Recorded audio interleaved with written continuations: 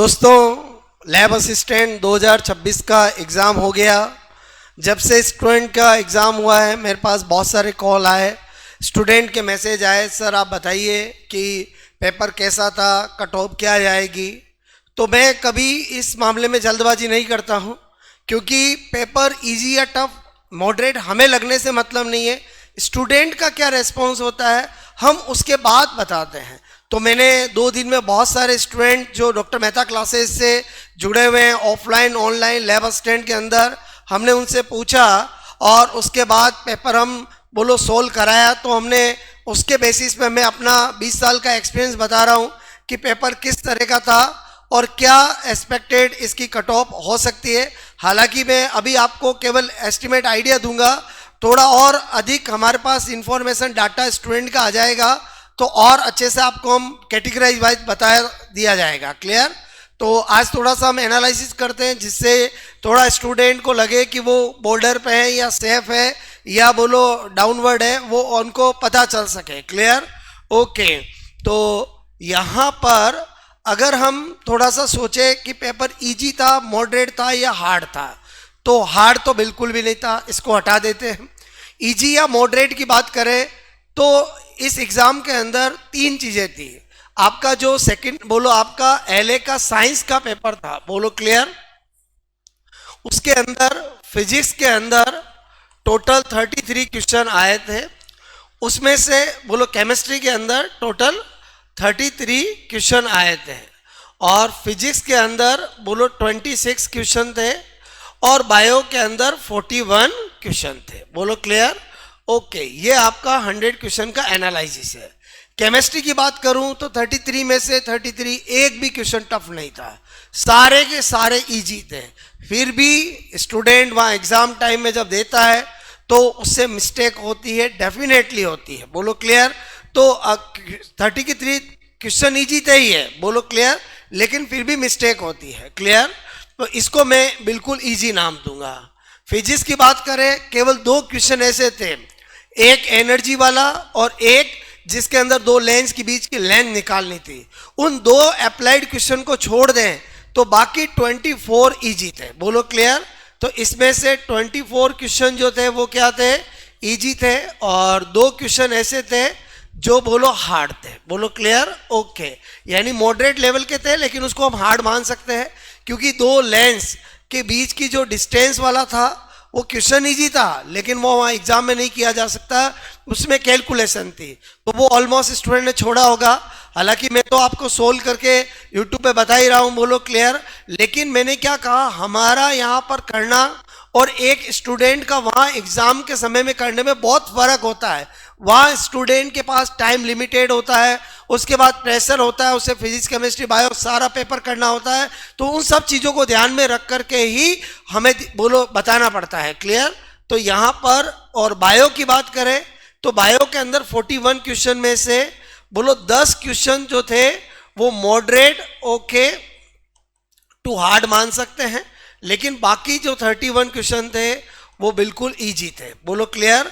Okay. तो अगर हम इस पूरे के अंदर देखें तो हमें पता चला 10 और 2 क्लियर 12 क्वेश्चन, यानी मेरे कहने का मतलब है कि 100 क्वेश्चन में से 7, 8, 10 क्वेश्चन तो ऐसे थे जो वहाँ आप लिमिटेड टाइम पीरियड के अंदर आपको आते हुए भी छोड़ना पड़ता है, कैलकुलेशन की वजह से, कंफ्यूजन की वजह से। तो अब आपका ऑन एवरेज 85 to 90 क्वेश्चन है जो इजी है, लेकिन उसमें भी स्लिप मिस्टेक होती है, डेफिनेटली होती है। जिसने बहुत ज़्यादा ऑफलाइन टेस्ट दिए हो उससे कम होती है, जिसने खाली पढ़ाई की हो, टेस्ट नहीं दिए हो, उससे ज़्यादा होती है, क्योंकि हर एक स्टूडेंट जो एग्ज़ाम देता है उससे स्लिप मिस्टेक होती ही है। क्लियर?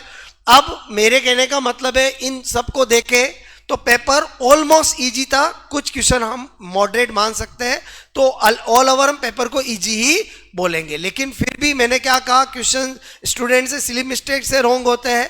तो यहाँ पर अगर किसी स्टूडेंट क्लियर का पूरे राजस्थान के अंदर सब्जेक्ट के अंदर अगर 65 प्लस क्वेश्चन सारे जो भी कैंसिल कट कुटाकर अगर प्लस हो रहे हैं तो वो स्टूडेंट सेफ है।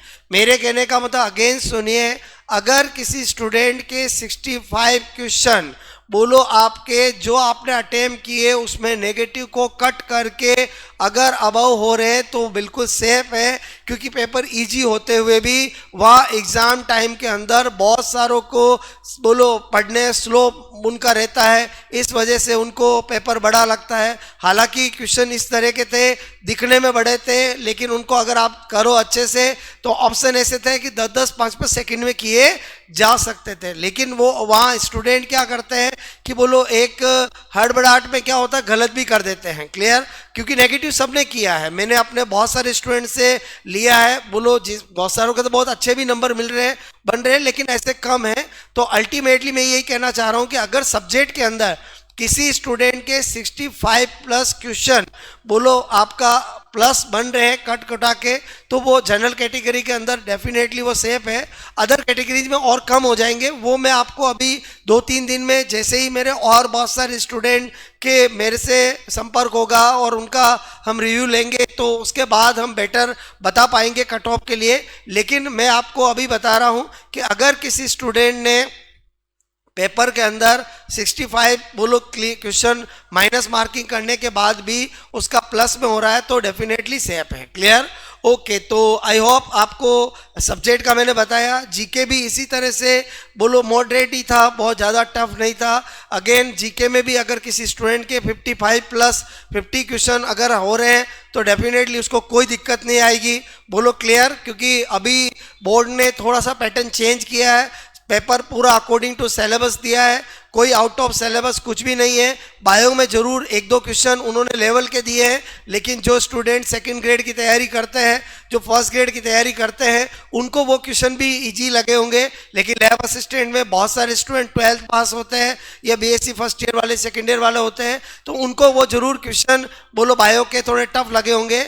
फिर भी वो ज़्यादा क्वेश्चन टफ नहीं है। मैंने बताया फिजिक्स में आपको केवल 2 क्वेश्चन है, बायो में 6-7 क्वेश्चन है, केमिस्ट्री में तो एक भी क्वेश्चन ऐसा नहीं है जिसको हम मॉडरेट या टफ कहें, सारे इजी 33 के 33 इजी क्वेश्चन थे। बोलो क्लियर? न्यूमेरिकल भी फॉर्मूला बेस्ड क्वेश्चन थे। बोलो कोई दिक्कत किसी को जो पढ़ने वाला उसको नहीं आई होगी।